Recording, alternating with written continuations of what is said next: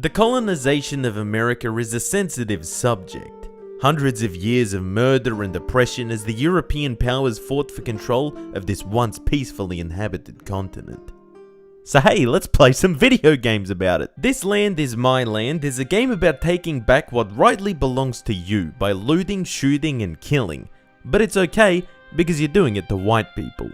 It's a stealth action, sandbox and strategy mashup that pits you up against European settlers and Mother Nature herself as you seek to expand your influence and holdings while your enemies seek to take over your ancestral lands and build a hotel over your burial grounds or something. This game is one of those early access titles that after you first started up and have a look around you think, oh yeah, here we go. But after I sat down and played it for a while, the game really started to grow on me. Not all of its mechanics really clicked, and it suffers from a lot of copy-paste content, but has some fun gunplay and a focus on settlement management, which certainly appealed to me. Despite the game still being in early access, once you look past its janky exterior, there's a surprisingly fun, all the while imperfect game to be found in This Land Is My Land. For all intents and purposes, from here on in I'll be referring to the game as its abbreviated form, TLIML. Rolls right off the tongue. The game starts you off by having you choose a name for yourself, which in most games is rather unimportant, but TLIML has a rather unique and odd mechanic that will change your stats seemingly at random depending on what name you choose. For those seeking a challenge, call yourself Big Chungus. Once you get past this slightly weird introduction, the game throws you into its big ass map, gives you a pretty basic tutorial to get you started, and then lets you loose in its open world full of evil Caucasians who want you dead. The map consists of many different settlement locations, most of which are full of enemies, but some of which are other native tribes that you can convince to join your cause, and the game heavily focuses around competing with the settlers for control of the map. The map itself is dynamic, meaning that your starting position and the locations of enemies will vary on each playthrough, though the actual geography appears to stay the same. Wild animals also patrol certain areas and can prove to be a hindrance and also a source of materials. Much of the gameplay revolves around visiting different locations and clearing them out of settlers, either by wiping them out or scaring them off.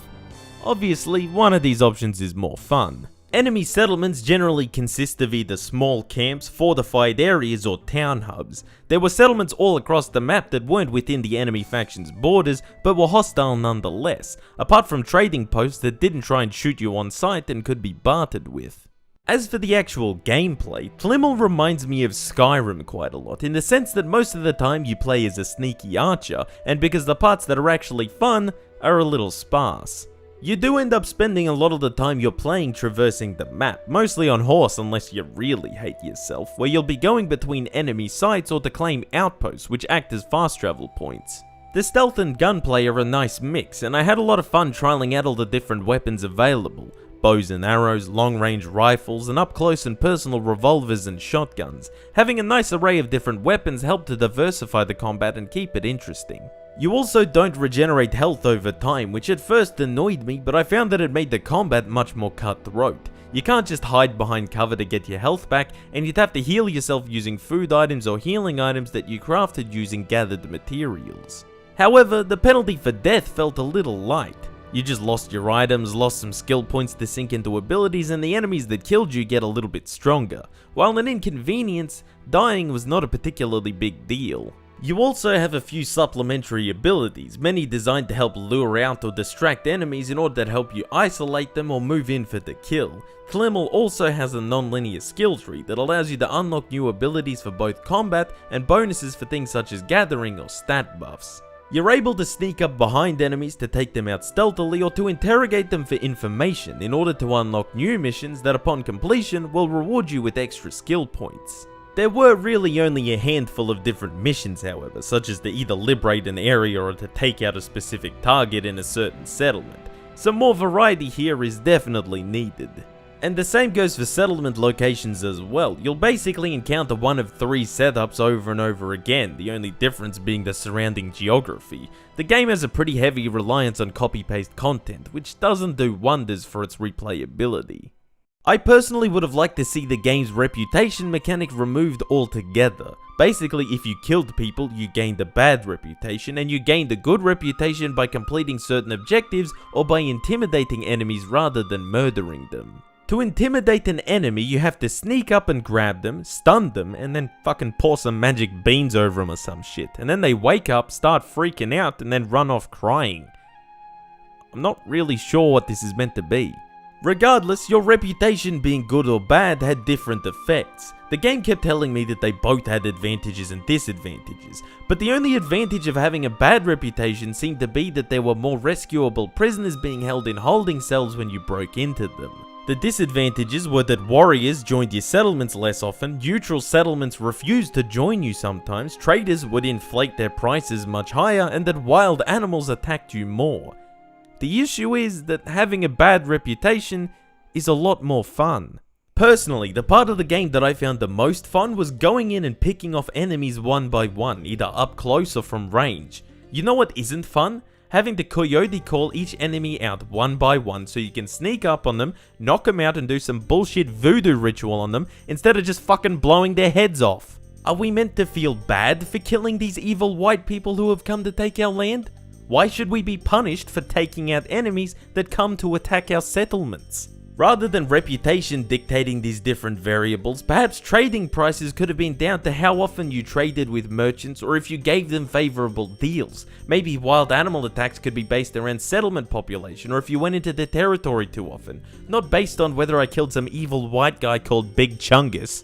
The actual stealth aspect was also really hit and miss. Sometimes enemies would not see you sitting a few meters away from them, or even if you were choking out one of their friends in a tent right next to theirs, but sometimes you couldn't even get within 10 meters of them when they were facing the opposite direction. I resent the fact that so many stealth games rely on you sneaking up on people and pressing a button to win. It just takes out the need for genuine skill or human input other than slapping the F key when you get close. And I mean, what's the point of giving us abilities like being able to stealth kill enemies with the tomahawk when the game is so insistent on making us grapple with them instead? No matter how cool they tried to make the takedown animations, killing someone with a ranged weapon was just so much more satisfying, not to mention a lot less tedious. And it really sucked that the game more or less punished you for it. It eventually got to the point where I said, fuck it, and just gunned everyone down anyway. One thing that the game really seems to pride itself on is its ever-present and constantly learning AI. I was expecting something like the cannibals in the forest, something that learns about you as you encounter them and will adapt to try and take you on. But it didn't really seem to be quite as complex as that.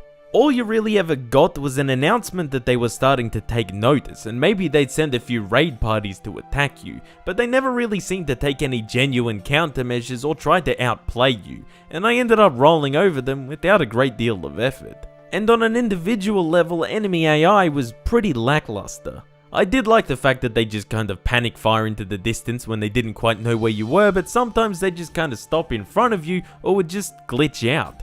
Which leads into my next point of just how janky this game is. Tlimmel very distinctly lacks a certain level of polish that hinders some of your ability to have fun with it, but it was more than just the occasional physics glitch. Long loading times, clunky horse controls, the game freezing briefly every time you go in and out of the menu, the camera positioning itself really badly, and the UI being rather dreadful to name a few.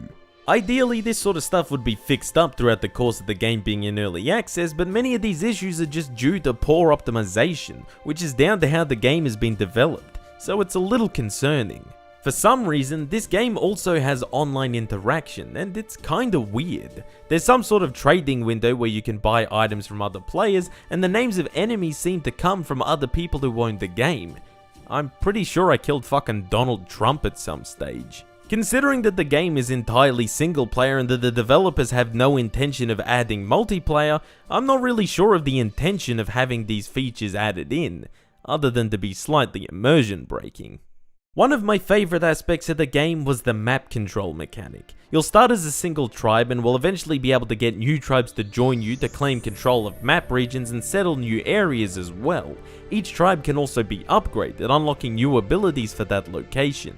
You can use your tribe members to gather materials and craft items and can set orders for them to complete to help automate the process, which certainly became handy once you had lots of them under your influence. You could also send warriors from your tribes out to attack enemy positions, which was quite cool, though a little ineffective other than as a distraction tactic. Flying solo still seemed to be the best way to deal with enemy encampments.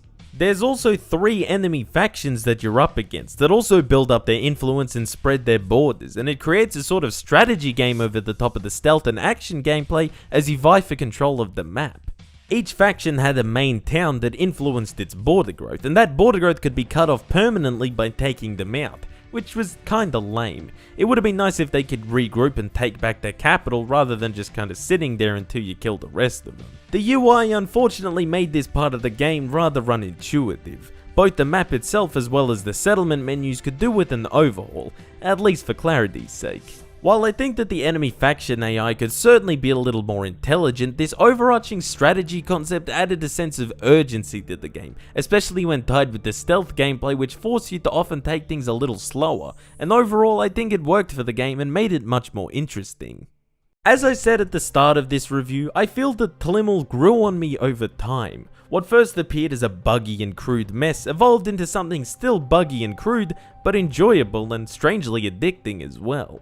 I really enjoyed the almost real-time strategy vibe that the game had, and going through and clearing out settlements with all the different weapons and abilities was a lot of fun, but I really disliked the game's insistence on not just fucking killing people, and found that its content pool was very shallow. Certain aspects such as the enemy AI and its reputation mechanics certainly need a bit of a rework and some tweaking before the game really lives up to its concepts, and while I had fun, the game frustrated me a lot as well. Is it worth buying at the moment? No. Not for the $50 price tag that Game Labs is asking for it. If you'd really like to support the devs then maybe, but I would definitely recommend waiting for the game to be a little more fleshed out and polished. I understand that this game is in early access and that it could make this review totally null and void in the future, but if the developer wants to charge us near full retail price for this game, then it should be criticized as such. For the time being, I'd hold off on it. But I'm not completely bummed out for dropping money on Tlimmel because I did enjoy myself with what I played and I think that it could certainly bring a lot to the table, so I'm looking forward to seeing how it carries on into the future.